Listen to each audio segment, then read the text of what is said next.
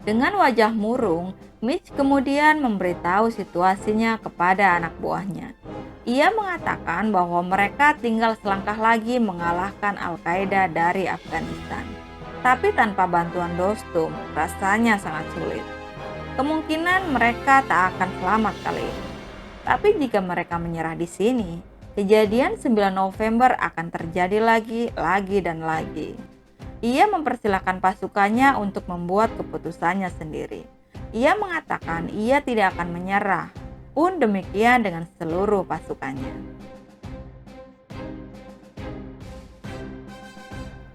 Kini perang itu telah dimulai. Mereka membagi pasukannya dan saling berkoordinasi. Spencer dan timnya akan mengawasi dari sisi yang lainnya. Pun demikian dengan dealer yang sudah sampai di lokasi. Spencer akan membantu Mitch dan timnya dari sniper. Dan tiba-tiba sekelompok orang menyerah kepada pasukan Spencer. Dengan sangat hati-hati mereka menerimanya. Spencer mengatakan mereka harus digeledah satu persatu. Dan tiba-tiba salah satu dari mereka meledakkan bom bunuh diri.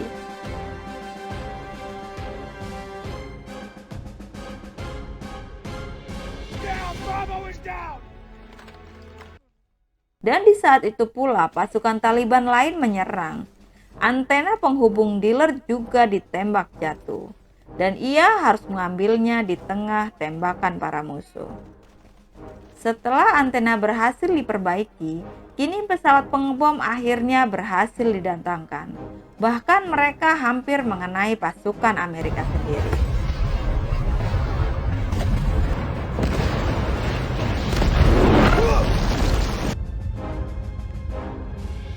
Sementara itu meskipun terlambat, akhirnya Dostum datang juga membantu pasukan Mitch.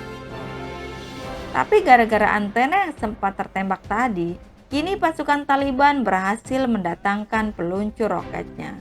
Dan itu membuat pasukan Dostum dan Mitch keteteran. Mitch yang melihat itu kemudian memutuskan untuk menyerang mereka menggunakan pasukan berkuda lagi.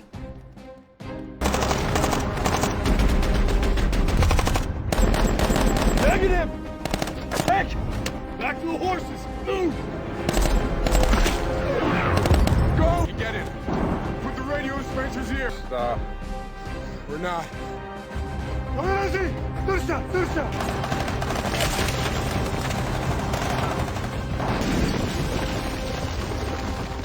Sendirian dia menaiki kuda dan menyerang. Kemudian pasukan Dostum mengikutinya.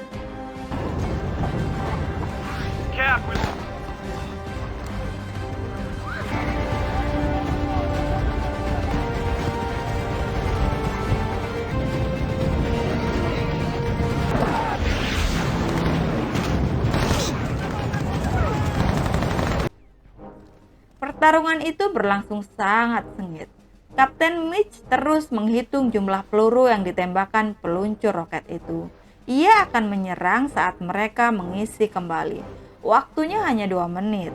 Dan saat itu pun tiba.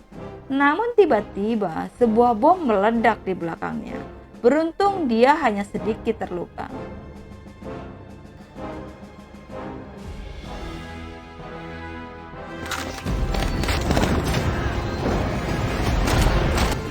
Now's our window, let's go! Sementara itu Mullah Razan yang mengetahui pasukannya mulai kalah, ia melarikan diri menggunakan mobilnya. Dan Dostum mengejarnya dengan kudanya. Hingga akhirnya sebuah ledakan membuat mobilnya pun terjerembab. Dostum tidak menyia-nyiakan kesempatan itu. Dia langsung menembaknya.